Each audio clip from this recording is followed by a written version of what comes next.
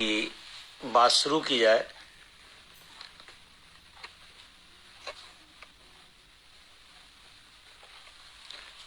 आवाज मेरी जा रही होगी।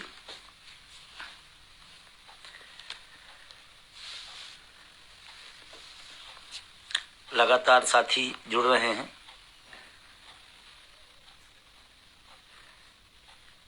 सर्दी ज्यादा है और उम्मीद करूंगा सभी लोग स्वस्थ रहें और एहतियात बरते रहें साथ सर्दियों में।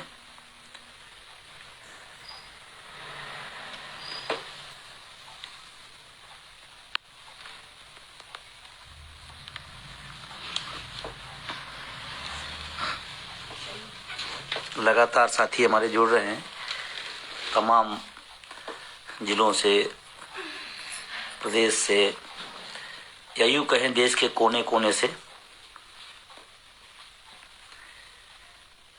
काफी दिन हो गया था और यूं कहें तो साल बीत गया 2022 और 2023 शुरू हुआ है। मैं सबसे पहले उन तमाम साथियों को जो जुड़ चुके हैं, जो जुड़ रहे हैं, उन्हें नववर्ष की मैं बधाई देता हूं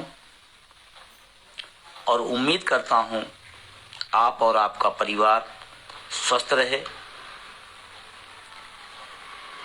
और नया साल जो आया है 2023 इस सब के जीवन में खुशियां लाए, उपलब्धियां लाए और जिस मिशन में हम सब जुड़े हुए हैं, पुरानी पेंशन की बहाली और निजीकरण की समाप्ति पर, वो मिशन अपनी कामयाबी की मंजिल पर पहुंचे, इस आशा और विश्वास के साथ आपसे बात शुरू करता हूं। मैं देख रहा हूं लगातार मेरे साथी कमेंट भी कर रहे हैं और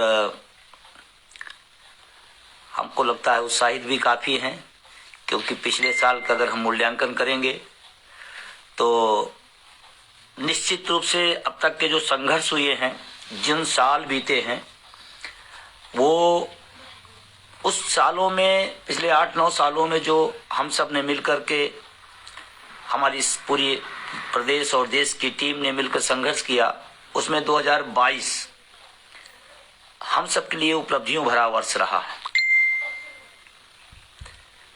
और वो हम सब के लगातार प्रयास की वजह से संभव हो पाया है। बहुत सारे साथी जो लोग जुड़ चुके हैं, मैं उनसे निवेदन करूंगा कि आप इसको अधिक से अधिक शेयर करें। आप अपने सुझाव और विचार भी इस पर ही कमेंट लिखें। इस वर्ष में हम सब क्या करें, आपके अगर सुझाव कोई हों तो निश्चित रूप से उसको आप वाल पर अपने कमेंट में डालें।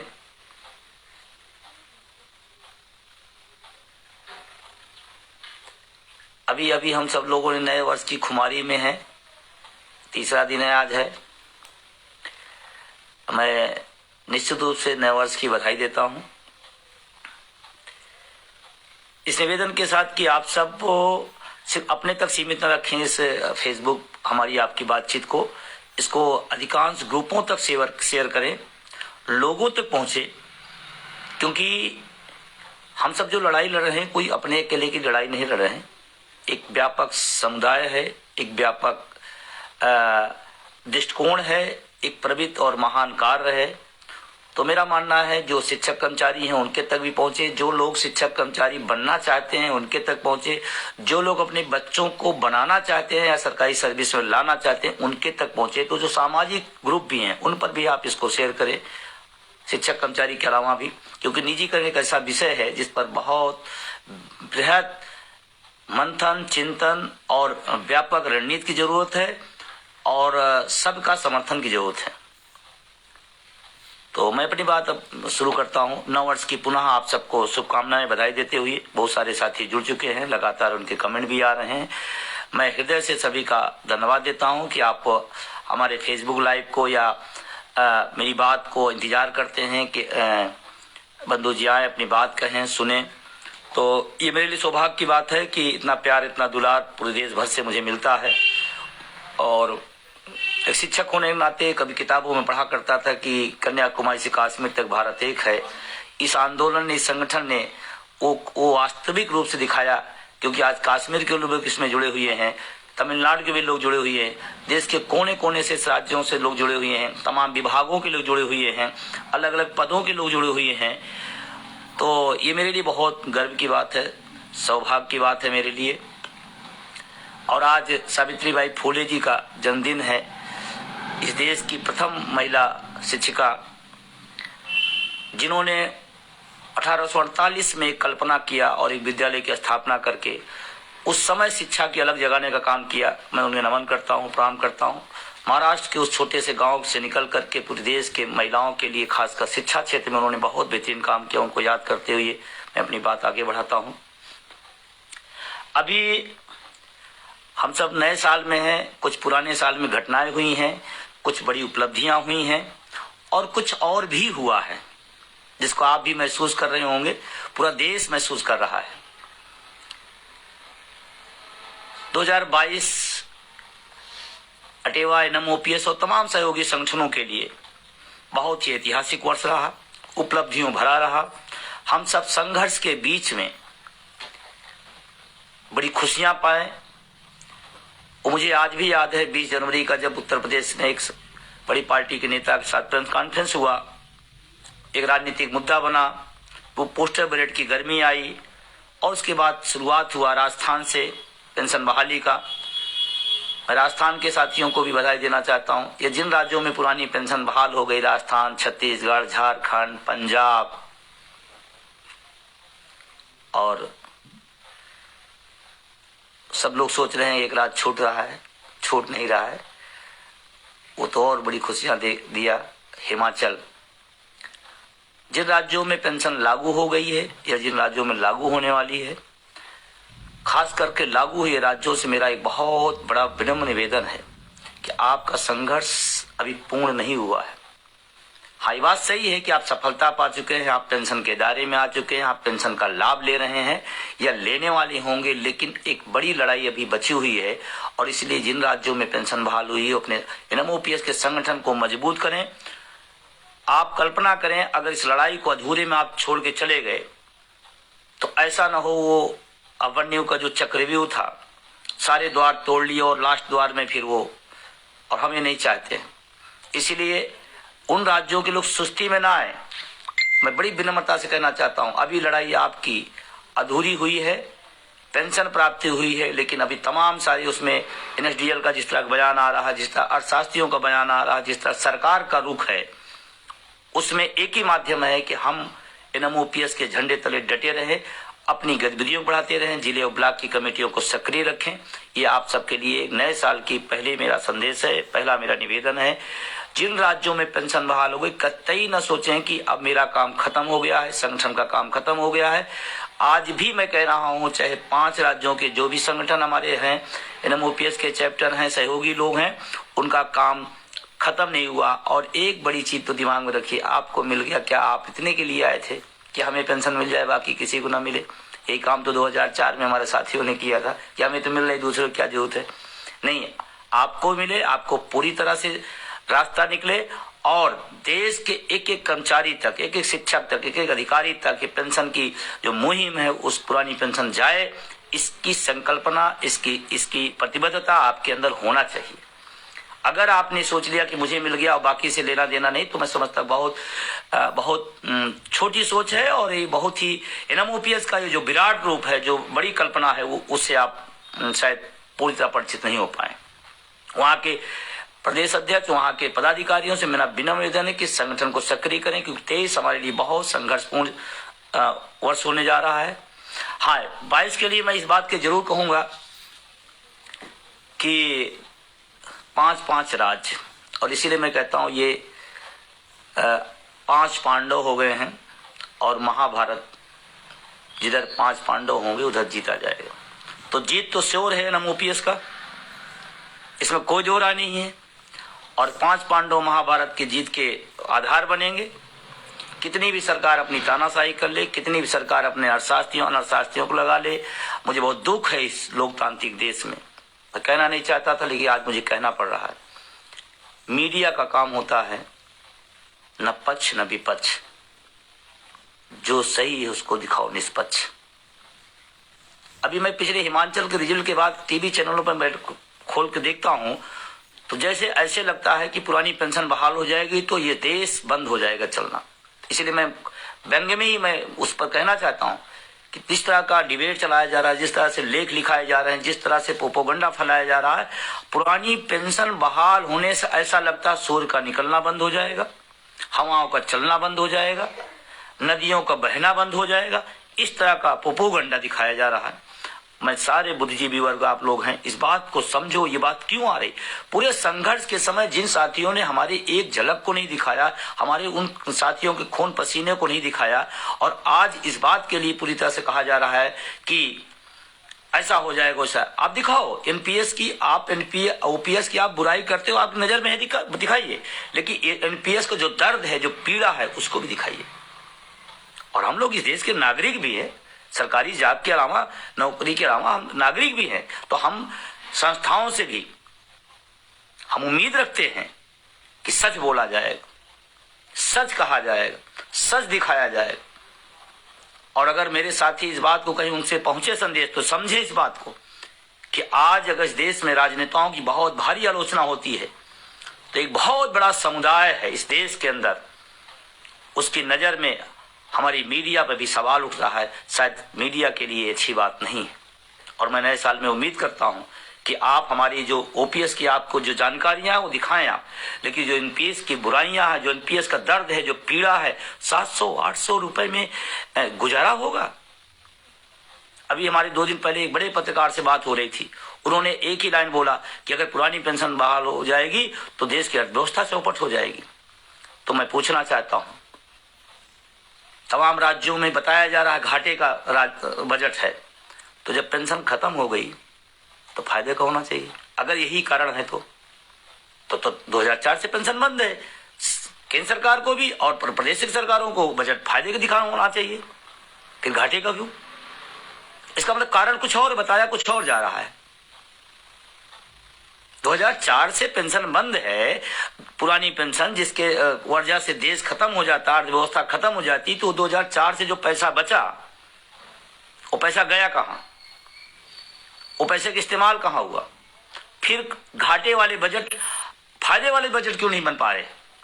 अब एक पंजाब की रिपोर्ट आई थी, जब पंजाब का पेंशन का प्रकरण वहां चला, तो उन्होंने कहा कि पंजाब पे इतने का कर्ज है, तो वो पुरानी पेंशन कैसे बहाल कर सकता है?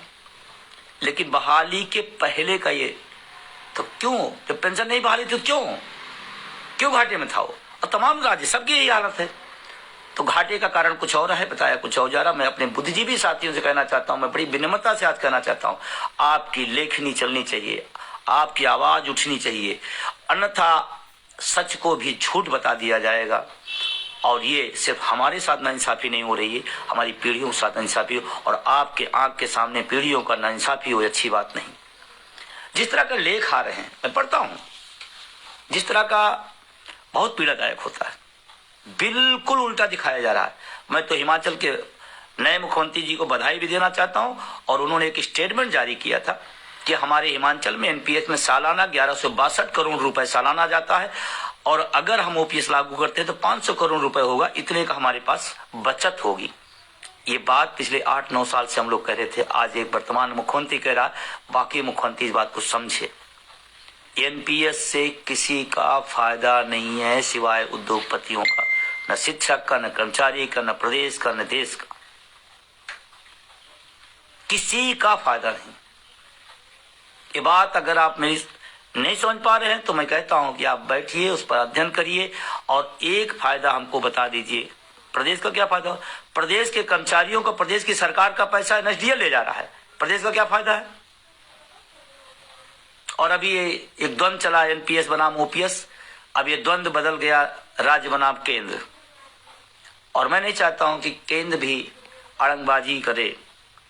आज नहीं कल आपको भी समझना पड़ेगा, और इस देश में 110% पूरे विश्वास के साथ पहले दिन से विजय बंधु कह रहा है, पुरानी पेंशन बहाल होगी, तो कोई रोक नहीं सकता। अड़चने डाल लीजिए, दिक्कतें डाल लीजिए।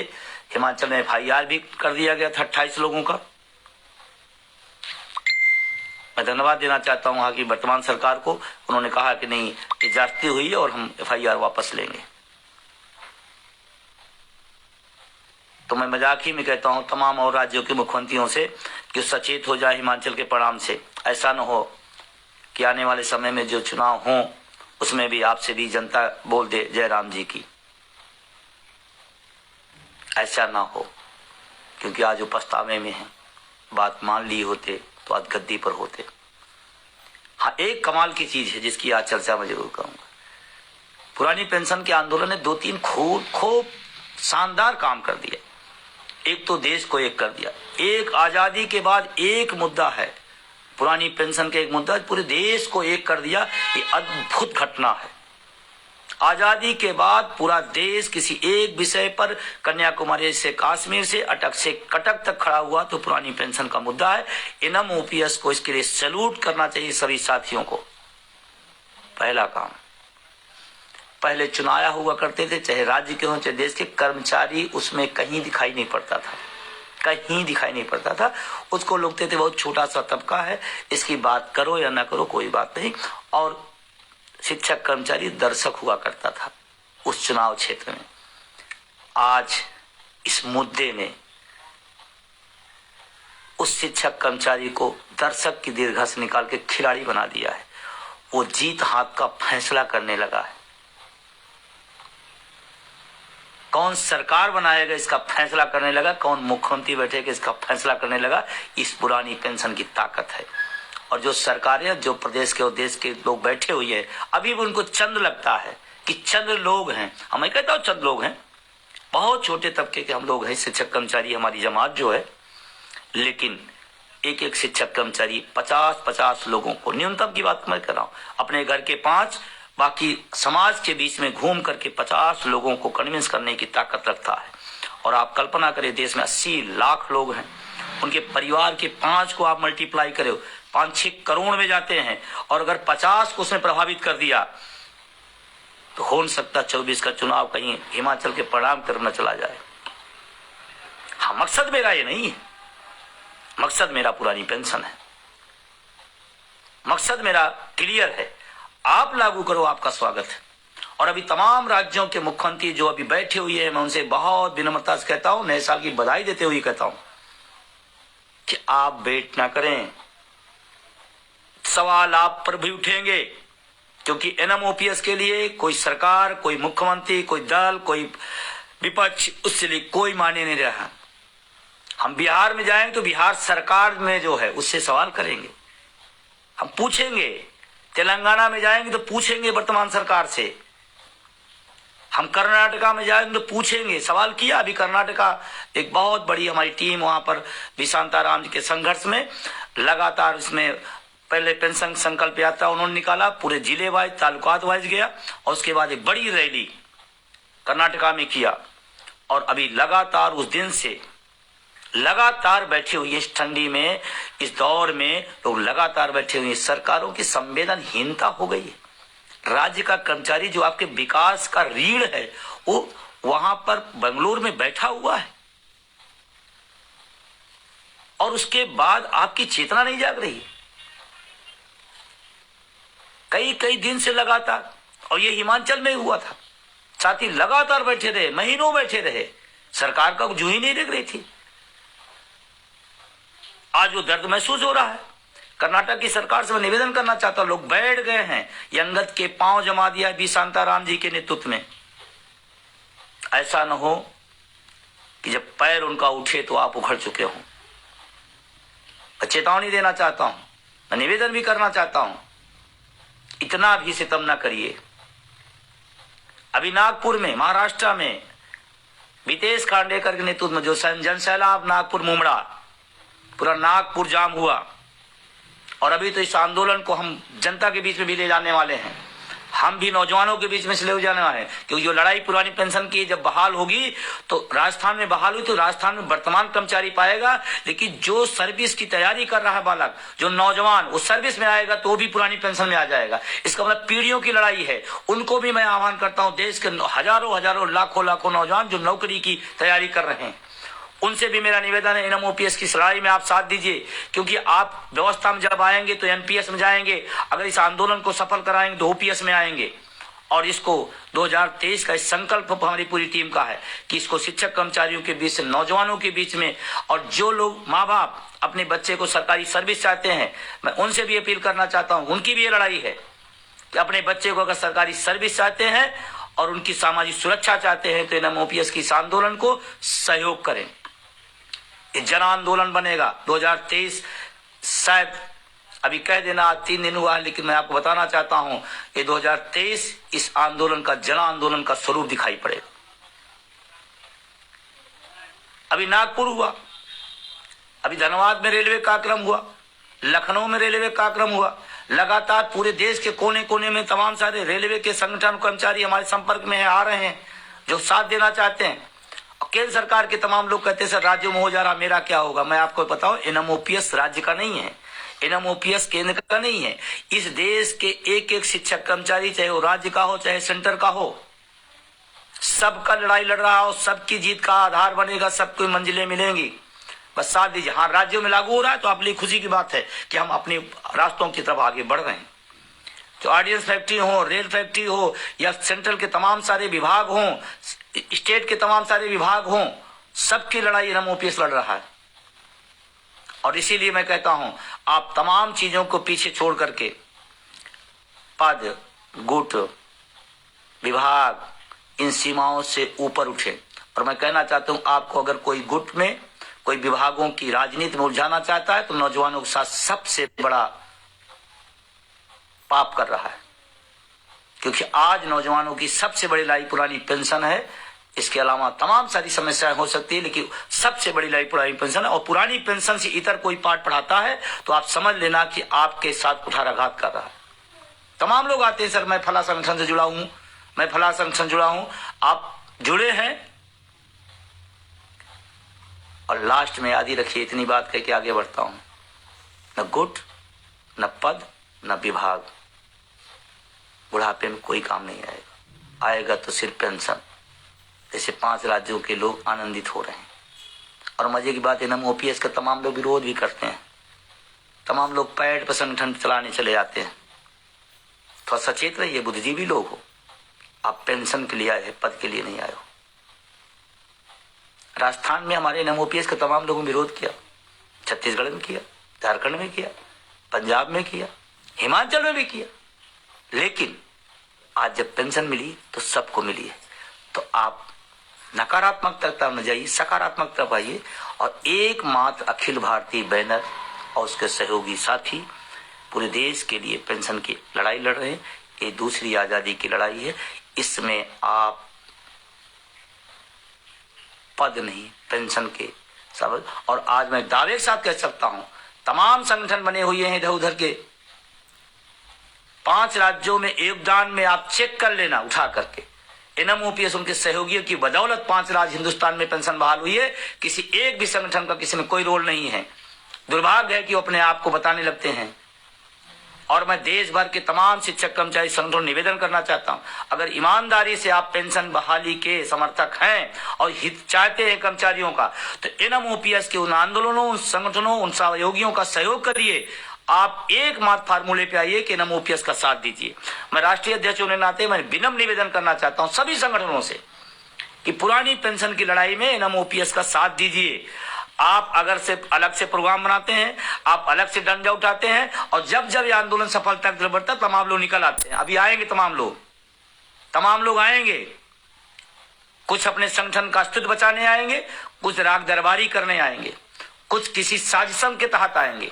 और मैं देश भर के लोगों को बात कर रहा हूं, मैं कहना चाहता हूं, तमाम सारी ताकतें अभी इस आंदोलन को, आपके बाहर के भी लोग, कुछ बाहर अंदर के भी लोग, इस आंदोलन को गलत दिशा में ले जाने का भी प्रयास करेंगे। क्यों होता है, जब आंदोलन सफलता की तरफ बढ़ता है तो ऐसी शक्तियां आती हैं। तो आप एक चीज याद रखना, हम आए हैं पुरानी पेंशन के लिए और हम आए हैं इनम ओपीएस के साथ, बस इससे ज्यादा कुछ नहीं याद रखिएगा। इनम ओपीएस पे विश्वास रखिएगा, इधर उधर की बातों में मत जाइएगा। और ये सफलता की तरफ हम बढ़ रहे हैं, इस पर आएगी चीजें, मैं जानता हूं इस बात को। इसलिए आपको सचेत कर रहा हूं नए साल के शुरुआती दौर में कि आपको एक ध्येय पुरानी पेंशन। निजीकरण पर जब मैं सवाल करने लगता हूं तो तमाम सारे हमारे साथी बिदक जाते हैं, कुछ समझ गए हैं, कुछ अभी भी करते हैं। मैं फिर कहना चाहता हूं, लाइव कह रहा हूं, एनपीएस और निजीकरण अलग अलग चीज नहीं है। सबसे पहला निजीकरण किसका हुआ था? 2003 में 4 में सरकारी पेंशन मिलती थी, प्राइवेट कर दी गई। पहला निजीकरण तो पेंशन का ही है। और एक एनपीएस का टीस इतना बड़ा दर्द दे रहा है, एक छोटा सा टीस है, निजीकरण के छोटा सा बिंदु है एनपीएस, इतना बड़ा दर्द दे रहा है पीढ़ियों को। समझो अगर निजीकरण हो जाएगा तो कितना बड़ा घातक परिणाम इस देश के नौजवानों को, पीढ़ियों को झेलना पड़ेगा। इसलिए मेरी बात को समझो। आज निजीकरण नासूर है निम्न और मध्य वर्ग के खिलाफ। मैं बार बार कहता हूं, निम्न और मध्य वर्ग के खिलाफ निजीकरण अमीरों का षड्यंत्र है। और अगर ना विश्वास हो तो उदाहरण दे देता हूं, हो सकता है किसी लोगों को बुरा भी लगे। तमाम मीडिया के चैनलों पर आपकी बात, आपका मुद्दा उठाया जाता है नहीं ना? कारण क्यों? क्योंकि सब निजी हाथों में। इसलिए कल्पना करो, जब आप इतने आपके आंख के सामने हो रहा है, कल जब सरकारी संस्थाएं, सरकारी विभाग, सरकारी पद सब खत्म होंगे तो हम आप अपने बच्चों की इसलिए पढ़ा रहे हैं, बड़ी बड़ी शिक्षा पैसा दे रहे हैं शिक्षा के लिए कि आउटसोर्सिंग संविदा के लिए वो काम करे 5,000 7,000 में। मैं देश के लिए कोड मानता हूं आउटसोर्सिंग संविदा। हमारा साथी योग्य है तो उसको अस्थायी नौकरी दीजिए। पद खाली पड़े हुए हैं, क्यों नहीं भर रहे हैं आप? सरकार से मांग करता हूं, जितने भी सरकारी पद हैं आप उनको भरें। और संख्या बढ़ रही है, आबादी बढ़ रही है, तो सरकारी कर्मचारी की भी आबादी बढ़े, जैसे उसका नियंत्रण कर सके। रेल में अगर 12.5 लाख कर्मचारी हैं, एक समय उससे ज्यादा हुआ करते थे, तो आज कम की जरूरत है कि ज्यादा जरूरत है? ज्यादा जरूरत है, तो आप और बढ़ाएं। और आपसे कहना चाहता हूं एक बात, मैं आप सवाल छोड़ रहा हूं। एमपी एमएलए के पद नियम है, जिस दिन से छूटेगा 6 महीने के अंदर उसको हर हाल में चुनाव करा लेना है, एमएलए माननीय बना देना है। हमारे सरकारी पदों पर कोई नियम है? एक पद कितने दिन खाली रहेगा? नहीं ना। 1-1 साल, 2-2 साल, 3-3 साल, 6-7 साल, 5-5 साल, फिर वैकेंसी आई, फिर 5-5 साल वो भर्ती रह पड़ी। एमएलए के लिए नियम है और 6 महीने के अंदर हो जाना है। और लाखों पद खाली पड़े हुए हैं। देश का नौजवान सड़क पर बेरोजगारी में घूम रहा है और पद खाली है। दो तरफ देखिए बात है, एक तरफ पद खाली है, एक तरफ नौजवान नौकरी ढूंढ रहा है। ये व्यवस्था जो निम्न और मध्य वर्ग उनके खिलाफ है। और जब मैं बात कहता हूं तो ये बात कोई चेक कर लेना, हमारी जो हैसियत है आज उन नौकरियों में आने के बाद सामाजिक, आर्थिक, राजनीतिक जो भी आप प्रतिष्ठा मानते हैं, थोड़ी देर के लिए आप नौकरी को बाहर करिएगा, फिर अपनी हैसियत नापिएगा, शायद कहीं और दिखेंगे। तो आज किसी के लिए मुख्यमंत्री का पद महत्वपूर्ण होगा, प्रधानमंत्री पद हो, लेकिन निम्न और मध्य वर्ग में वो एक नौकरी ही उसके परिवार के लिए, उसकी पीढ़ी के लिए महत्वपूर्ण होती है। और आप उस पर गांठ बांध कर बैठे हुए आउटसोर्सिंग निकाल रहे हैं। क्यों भाई? और अगर आउटसोर्सिंग संविदा प्यारा है तो मैं बड़ी विनम्रता के साथ कहना चाहता हूं, इस देश के जितने भी माननीय पद हैं, सबसे पहले इनकी सुरक्षा में आउटसोर्सिंग संविदा के सुरक्षा कर्मी लगाए जाए, सबसे पहले। और कहना चाहता हूं इस बात को, आपको चाहिए सरकारी बंगला, सरकारी गाड़ी, सरकारी चीजें, सरकारी व्यवस्था, सरकारी नौकर, सरकारी बंगला, सरकारी गाड़ी, सरकारी व्यवस्था, लेकिन इस देश के नौजवानों को चाहिए आउटसोर्सिंग संविदा। बिल्कुल नाइंसाफी है। अब आज नया साल का है तो इसमें बहुत ज्यादा कट नहीं होगा, नहीं तो लोग कहेंगे नए साल में ये अध्यक्ष जी ने हमारे बारे में से बोला। मैं बड़ी विनम्रता के साथ कहना चाहता हूं कि 22 का जो वक्त था हम सबके लिए उपलब्धियों भरा था। पूरे देश के अंदर उत्साह है, जो मेरे पास फोन आते हैं, मैसेज आते हैं, उन सब में बहुत ऊर्जा है। और एनएमओपीएस के प्रति, उनके सहयोगी संगठनों के प्रति बहुत बड़ी विश्वास जागा है। इस देश का करोड़ों उनके जो लाखों शिक्षक कर्मचारी, उनके परिवार मिलते करोड़ों लोगों उत्साह जागा है। मेरे पास फोन आते रहते, मैसेज आते रहते, लोगों में विश्वास जागा कि जो भी कच कर रहेगा तो एनएमओपीएस और उसके सहयोगी संगठन ही करेंगे।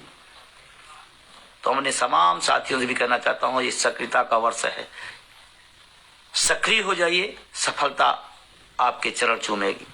ये वर्ष सक्रियता और सफलता का है। जितना ज्यादा सक्रिय होंगे उतनी ज्यादा सफलताएं मिलेंगी, इसमें कोई दो राय नहीं। 2023 सक्रियता और सफलता का वर्ष बनाइए। अब तक आपने जितना किया है निश्चित रूप से अच्छा किया है, लेकिन मैं सभी से निवेदन करना चाहता हूं कि आप अब अपनी सक्रियता जितना आपने किया उससे 10 गुना बढ़ा दें, क्योंकि समय ज्यादा नहीं है। 2024 का लोकसभा का चुनाव है और ये चुनाव हम सब के लिए बहुत महत्वपूर्ण होगा। ये वर्ष हम सब के लिए बहुत महत्वपूर्ण है। जिन सरकारों ने, जिन मुख्यमंत्रियों ने हमारी पेंशन बहाल की, मैं उनको खुले मन से, खुले दिल से, सबके लाइव होकर उनको धन्यवाद और बधाई देता हूं। और जब ये बात मैं कहता हूं तो इसके पीछे का मंतव्य समझिएगा। हम किसी के विरोध में नहीं है। हमारे मुद्दे के विरोध में कौन है ये आपको दिखाई पड़ रहा है। हम पुरानी पेंशन के पक्ष में खड़े हैं। अब उसके विपक्ष में कौन खड़ा है, कौन दल खड़ा है, और आपको अभी बात की क्लियर होना पड़ेगा। जो हमारी बात का समर्थन करेगा हमें समर्थन करने पड़ेगा, और जो हमारे मुद्दे का विरोध करेगा आपको परिपक्व होकर के विरोध करना पड़ेगा। और एक मंत्री इस देश के बहुत निंदनीय बयान दिया उन्होंने कि पुरानी पेंशन का जिन्ना खोलिए नहीं तो भारत श्रीलंका हो जाएगा। दुर्भाग्यपूर्ण है। तमाम शिक्षक कर्मचारी उनको वोट किए होंगे, सांसद बनाए, माननीय सांसद। मैं उन सब से, उनके क्षेत्र के लोगों से कहना चाहता हूं, सुशील मोदी जी के क्षेत्र, कि आप अपने सांसद के घर पे जाकर पूछो, आप उन माननीय सांसद से पूछो जाकर के आप कि आप पेंशन लेते हो और हमारे बच्चों को पेंशन नहीं देते हो। हमने वोट आपको इसीलिए दिया था। मैं बिहार के उनके लोकसभा क्षेत्र के लोगों से मैं कहना चाहता हूं, उनके घर पे आप जाइए और पूछिए, माननीय सांसद जी, विनम्रता से पूछिए। आप इसीलिए सदन में भेजा था कि हमारे बच्चे को आप पेंशन न दे और आप 4-4 पेंशन ले और हमको श्रीलंका बताएं आप, क्योंकि आपको अपना सवाल रखना पड़ेगा। मैं तो कहता हूं कि उनकी हिम्मत का दाद देता हूं। उन्होंने इतनी हिम्मत दिखाई और उसके बाद भी क्षेत्र के लोग कहे, माननीय सांसद जी, हमारे जनप्रतिनिधि है। जनप्रतिनिधि का परिभाषा शायद सुशील मोदी साहब भूल गए। हम जनप्रतिनिधि हैं और उस जन में शिक्षक कर्मचारी भी आता है, उनका परिवार भी आता है उस जन में, जिनको अन्य उनको आपको सांसद, तमाम लोगों ने इस तरह का बयान दिया है। अब वो दौर इस आंदोलन को आ गया कि जो समर्थन करेगा उसका समर्थन, जो विरोध करेगा उसका विरोध करना पड़ेगा। अगर आप इससे मुकर रहे हैं इसका मतलब, और तमाम हमारे साथी ऐसे मैं देखता हूं, पेंशन चाहिए लेकिन भक्ति नहीं जा रही है। मैंने कहता है आप किसी पार्टी की भक्ति में उतरिए, लेकिन अगर कोई पार्टी, कोई दल आपका विरोध करता है, आपके पेट पे लात मारता है, मैं सवाल नए साल में पैदा करके जाता हूं, कोई व्यक्ति अगर बुद्धिजीवी आप है, आपके पेट पर कोई लात मारता है, आपका क्या धर्म बनता है? मैं बात इसलिए नहीं कह रहा हूं कि मुझे किसी का विरोध और समर्थन का चिंता है। मुझे इस बात की चिंता है कि आपके मुद्दे का कोई विरोध करता है और आप झंडा लगाए घूमते हो, ये दुखद है। आप आंदोलन को कमजोर कर रहे हो। आप कर कुछ और रहे हो, दिखा कुछ और रहे हो। ऐसे लोगों से भी सचेत रहना पड़ेगा। 2023 क्या होगा, कैसे होगा, क्या करना होगा? NMOPS के राष्ट्रीय कार्यकारिणी की बैठक महासचिव से मेरी मुलाकात हुई है। तमाम साथियों का लगातार आग्रह करना है। जल्दी हम लोग जनवरी में बैठेंगे और आगे की जो रणनीति है उस पर चर्चा करके बड़े प्रोग्राम जल्द ही घोषित होंगे। पूरे 2023 के रोड मैप बनाए जाएंगे। कब, कैसे, कितना, कहां करना है वो सब किया जाएगा। जिन राज्यों में चुनाव है अभी विधानसभा के, 2023 में करीबन 9 राज्यों की विधानसभा चुनाव है। और ध्यान रखना, राजनेता किसी और चीज से बिल्कुल नहीं बेफिक्र हो गया है। जब भी डरता है वोट से। और इस संविधान, बाबा भीमराव अंबेडकर साहब ये बड़ा अधिकार हम सबको दिए हैं। वोट की ताकत से, हम लोग पढ़े लिखे लोग हैं, बुद्धिजीवी लोग हैं, हम वोट की ताकत से अपनी बात रखेंगे। हम कलमकार लोग हैं तो वोट का इशारा है और ये राइट है। हम किस मुद्दे पे वोट करें ये मेरा राइट है। बहुत लोग कहते नहीं वोट फॉर ओपीएस का अभियान एनएम ओपीएस पूरे देश में चला रखा है। भाई क्यों? किसी मोहल्ले में विधायक जी आते हैं, उसके मोहल्ले की नाली खराब है, उसके लिए समस्या क्या है? नाली। अगर वो कहता नहीं अगली बार मैं नाली पर वोट करूंगा तो ठीक है, अच्छी बात है। किसी क्षेत्र में शिक्षा व्यवस्था नहीं है, वो कहता अगली बार मैं स्कूल के लिए वोट करूंगा, जो स्कूल देगा मैं उसको वोट करूंगा, ठीक है, अच्छी बात है। मुद्दों की राजनीति होनी चाहिए। कोई कहता नहीं मेरे यहाँ परिवहन की समस्या है, अगर मेरा परिवहन की व्यवस्था मानी लोग करेंगे तो मैं उस पर वोट करूंगा। अगर शिक्षक कर्मचारी अपनी पेंशन की वोट करता है, इसमें कौन सा गुनाह है? निश्चित रूप से अपने मुद्दे वोट करना चाहिए। और हिंदुस्तान में वोट फॉर ओपीएस चल रहा है, शिक्षक कर्मचारी उस पर वोट करेगा क्योंकि सबसे बड़ा विषय उसके लिए वही है। इसमें कौन सी गलत है? और वो जो हमारी बात करेगा हम उसके साथ जाएंगे, इसमें कोई परहेज नहीं है। और इसके लिए मैं हिमाचल के साथियों को पुनः बधाई देता हूं। इस नए साल में भी उन्होंने करके दिखाया है, करके दिखाया है। और अभी तमाम राज्यों में लगातार प्रदर्शन हो रहे हैं। अभी 8 तारीख को उज्जैन महाकाल से हमारी शुरुआत नए साल की होगी। 8 तारीख को उज्जैन रहूंगा। तमाम हमारे एनएम ओपीएस के पदाधिकारी अपने अपने राज्यों में बहुत बृहद पैमाने से लगे हुए हैं। अभी 26 को हरियाणा में और तमाम राज्यों में लगातार। अभी 1 तारीख को ही उत्तराखंड में बाइक रैली, कर्नाटका चल ही रहा है, महाराष्ट्र आपने करके दिखाया ही अभी, और तमाम राज्यों में, कश्मीर में लगातार अभियान हमारे साथी लोग चला रखे हैं। तमिलनाडु में बहुत अच्छी शुरुआत हुई है। देश के कोने कोने में तमाम सारे लोगों ने, सिक्किम की हमारी प्रेमा बहन ने वहाँ के मुख्यमंत्री से मिलकर के हिमाचल के परिणाम के बाद उन्होंने बताया, उनका कमेटी बना दिया। ठीक है, कमेटी बना दिया, कोई बात नहीं। आप 5 दिन 10 दिन महीना 2 महीना जो आप सर्च करना हो, रिसर्च करना हो, आप करिए, मुझे कोई दिक्कत नहीं है। तो वहां से पढ़ा। अभी मैं सिक्किम गया था, गुवाहाटी में, असम में, तो पूरे देश के कोने कोने में आंदोलन अपने अपने ढंग से, अपने तरीके से। ये देश बहुत बड़ा है, बहुत सुंदर है, विविधता वाला देश है। एनएम ओपीएस उसकी एक कड़ी है, एक खूबसूरत गुलदस्ता है जिसमें तमाम राज्यों के लोग, तमाम सेंटर के लोग लगातार लगे हुए हैं।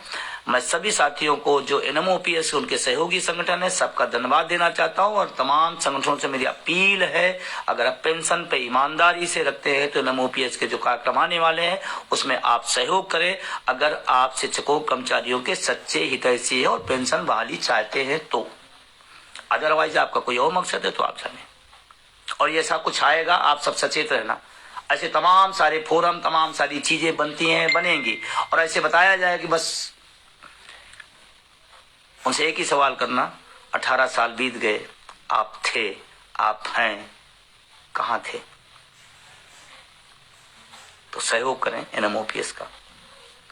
राष्ट्रीय अध्यक्ष एनएम ओपीएस के होने नाते मैं विनम्रता से सबसे कहना चाहता हूं, पेंशन बहाल हो जाने दीजिए, अपना अपना गुट, अपना अपना राजनीति करते रहिएगा। आप सबके बीच में एक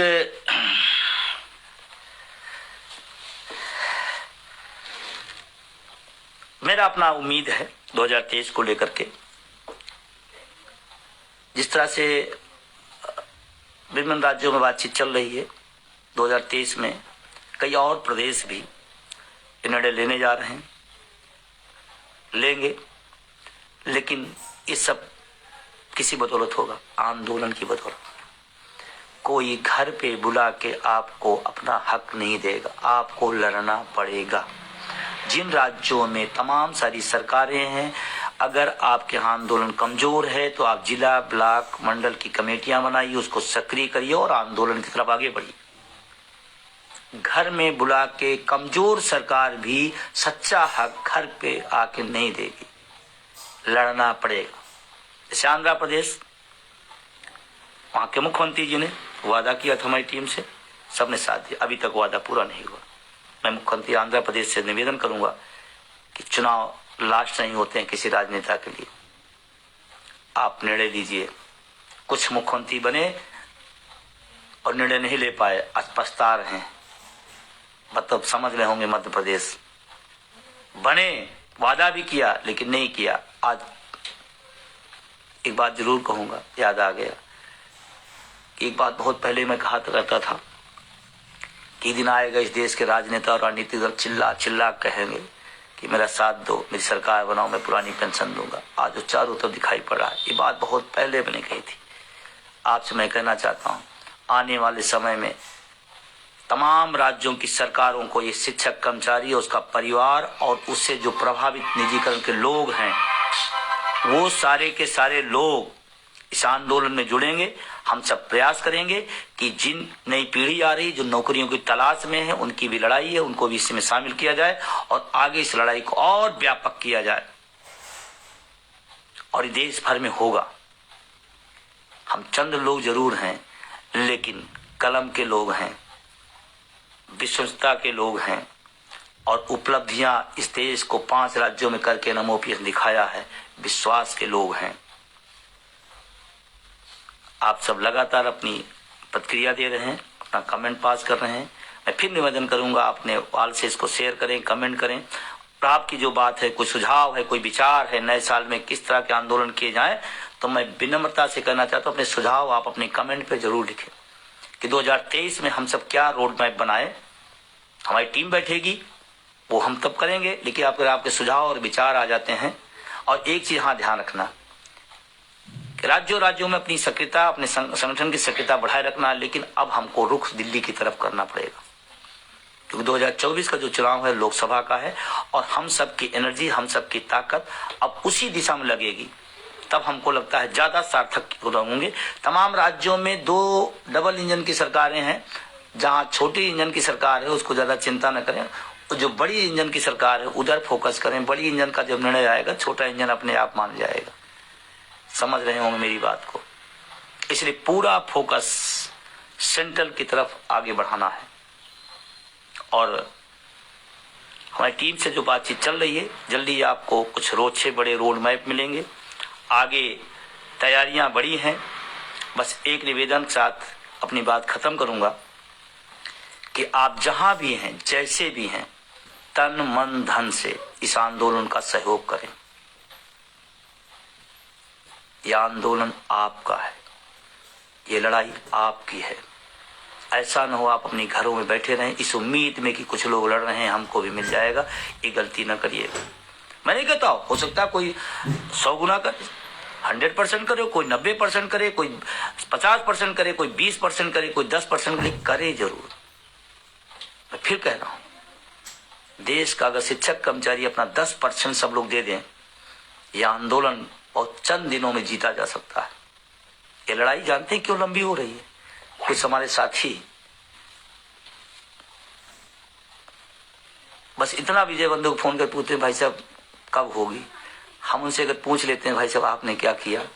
नहीं भाई साहब वो नहीं चलेगा। नए साल का कुछ संकल्प लीजिए, नया साल लगा है तो सब लोग संकल्प लीजिए कि इस लड़ाई मेरी है, ये मुद्दा मेरा है, ये मेरी जिंदगी को प्रभावित करेगा और इसलिए मेरी भी जिम्मेदारी है। हर आदमी अपनी अपनी जिम्मेदारी अगर उठा ले तो आंदोलन जितना आपको लंबा दिख रहा है उतना छोटा हो जाएगा, उतनी जल्दी सफलता मिल जाएगी। तो मेरा साथियों से निवेदन है, नए साल का एक ही संकल्प कि अटेवा NMOPS उनके सहयोगी संगठन को पेंशन की बात अगर कोई कर रहा है बेमानी है और राज्य अगर कोई विभाग कहता हम पेंशन दिला देंगे, तो ध्यान रखना विभाग इस आंदोलन को न दिला पाया है न दिला पाएगा। विभाग की लड़ाई नहीं है। अटेवा NMOPS उसके सहयोगी संगठन समूहों का, संगठनों का, विभिन्न विभागों का एक शानदार मजबूत गुलदस्ता है, वही लड़ाई लड़ेगा। विभागों के लोग अगर आप उलझाते हैं तो आप उनसे एक ही बात बोलिए कि भाई आप सब लड़ाई लड़ो। विभागों में बहुत समस्याएं हैं, विभागीय संगठन उन्हीं को निपटाते हैं, बहुत बड़ी बात है।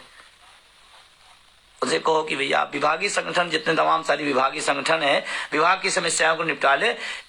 पुरानी पेंशन के लिए अटेवा NMOPS उनके सहयोगी संगठनों का साथ दे। ये आप अपने विभागों, अपने संगठनों में, अपने पदाधिकारियों के बीच इस बात को रखिए, क्योंकि शीर्ष में बैठा हुआ आपके भी संगठन का आदमी पुरानी पेंशन में है, उसका दर्द नहीं है। आप उनके संगठन में हो लेकिन NPS भोगी हो, आपका दर्द है, तो आप इस बात को उनसे कहो, निवेदन करो कि आप इधर उधर का कार्यक्रम न लगाओ। सीधे सीधे जो लड़ाई देशव्यापी चल रही है, और ये लड़ाई देशव्यापी है क्योंकि देशव्यापी मुद्दा है, तो इसलिए इस लड़ाई को उसी दिशा में ले जाओ। और थोड़ी शिथिलता आप करिए। 2 संकल्प लीजिए, मैं अपनी बात खत्म करूंगा। 2 संकल्प लीजिए कि आपने अब तक जितना योगदान किया उसमें से अब 10% और अधिक करने की जरूरत है। जो लोग घरों में बैठे सिर्फ फोन और मैसेज से पूछते रहे, अब वो ना पूछें, अब ये पूछें कि मेरा भाई साहब क्या काम है, मेरा क्या दायित्व है, मैं क्या कर सकता हूँ, चाहे ब्लॉक में हो, चाहे जिले में हो, चाहे प्रदेश में हो, चाहे देश में हो। अपनी अपनी जिम्मेदारियों के प्रति सभी लोग सचेत हो जाएं। यह आंदोलन हम लोग 2024 के पहले पहले जीत सकते हैं। पूरे देश के लिए 110% पेंशन बहाल हो सकती है। ये बात आज आपको हो सकता है विश्वास न हो, लेकिन मुझे ऐसा लग रहा है। क्यों? केंद्र सरकार पिछले 8 सालों में शायद किसी विषय को लेकर के सबसे ज्यादा चिंतित है तो वो पुरानी पेंशन है। चिंता यूं नहीं है, आप समझ सकते हैं, तो ये आपके संघर्ष की बदौलत है। और मैं तो प्रधानमंत्री से निवेदन करना चाहता हूं, बड़ी विनम्रता से कहना चाहता हूं, आप लागू करो। आपने तमाम बड़े बड़े फैसले किए हैं, एक बड़ा फैसला जनहित में ये भी करिए।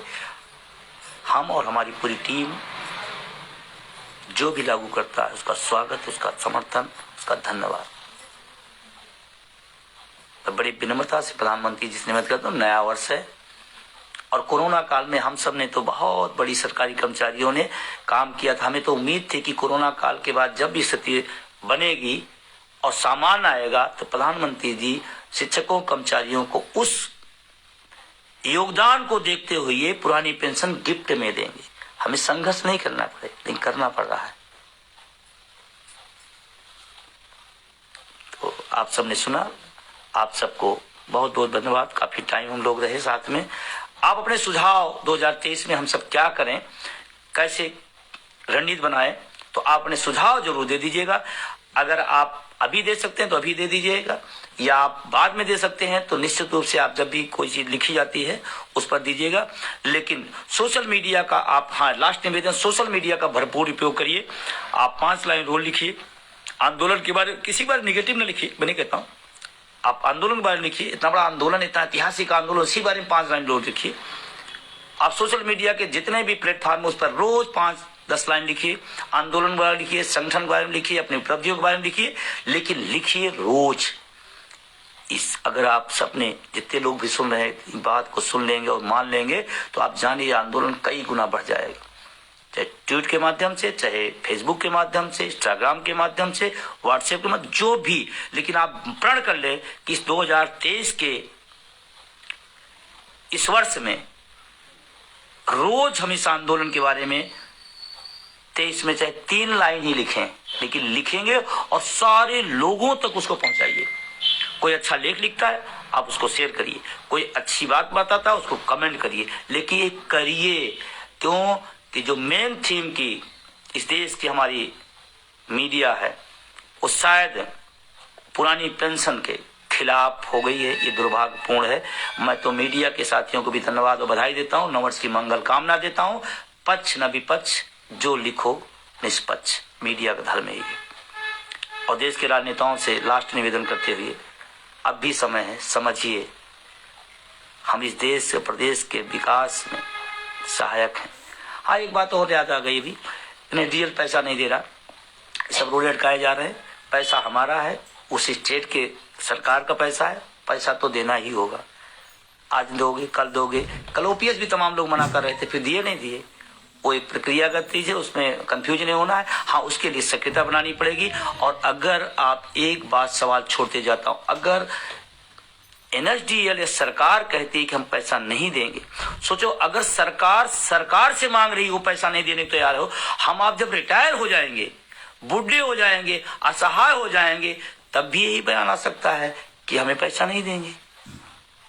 तो ये जो सरकार को नहीं देने को मना कर दिया जा रहा है, वित्त मंत्री का स्पष्ट बयान आया। मुझे दुर्भाग्य है, इस देश का दुर्भाग्य है कि ऐसे वित्त मंत्री जी हैं। उन्होंने कहा स्पष्ट रूप से कहा कि पैसा नहीं दे। पैसा किसका है? राज्य के कर्मचारियों का, राज्य के सरकार का। और सरकार का आप पैसा आप पास रखा तो आप वापस क्यों नहीं करेंगे? पैसा तो वापस करना ही पड़ेगा। और आपका तो वो तो नियम नहीं था, तो पुरानी पेंशन लागू थी तो एनपीएस का कोई नियम तो नहीं था, आपने बनाया। संघर्ष हुआ तो आपने एनपीएस में तमाम सुधार किए, संशोधन किए, एक संशोधन उसमें कर दीजिए। नियत अगर सही है तो नियत अगर सही है तो तमाम संशोधन हुए हैं। रोज अभी भी 2 दिन 3 पहले देखा संशोधन एनएसडीएल कर रहा है, एक संशोधन ही कर दी। पैसा आप कैसे ले? और आप अगर सरकार को सीधे मना कर सकते हैं मैं पैसा नहीं दे सकता हूं, मैं रिटायर हो जाऊंगा, मैं अपना पैसा मांगूंगा, मैं असहाय और बीमार हालत में रहूंगा और इंडिविजुअल रहूंगा, तो आप मुझे भी कह सकते हैं पैसा नहीं दे सकते, तो कंपनी में लगा तो चला गया। इस बात को हमारे एनपीएस के साथ ही समझे, बात को बहुत गहरी बात कह रहा हूं। अगर सरकार सरकारों को मना कर सकती है तो कल आप रिटायर होंगे तो आपको भी मना कर सकती है। इसलिए लड़ाई को बढ़ा करके जीत लीजिए, पुरानी पेंशन मिल जाए, ये चक्कर ही खत्म हो जाए। बहुत बहुत धन्यवाद। पुनः नए वर्ष की शुभकामना। कोई कटु बात किसी के बारे में कहा हूं तो मैं क्षमा चाहता हूं, भावना मेरी ऐसी नहीं है। जो भी मैंने कहा है इस आंदोलन के हित में कहा है, देश के 80 लाख कर्मचारियों के हित में कहा है, आने वाली पीढ़ियों के हित में कहा है। अगर किसी को किसी बात की पीड़ा हुई तो नए साल के शुभ अवसर पर शुरुआत में मैं बस क्षमा चाहते हुए इस आंदोलन को और बड़ा करिए और व्यापक करिए। हम सब